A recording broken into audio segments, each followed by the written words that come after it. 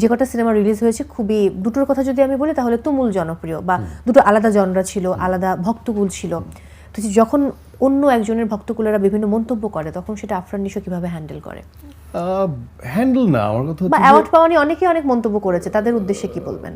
আমার মনে হয় যে এই মন্তব্য সবসময়ই ছিল, এমন না যেটা খুব নতুন করে মন্তব্য আসে। আর আমাকে সমালোচনা, আলোচনা এই দুটো জিনিস আমাকে ভাবায়, আক্রমণ আমাকে কখনোই ভাবায় না, কারণ এটা অহেতুক। আর আর সবাই যে একভাবে রিয়্যাক্ট করবে সেটাও না।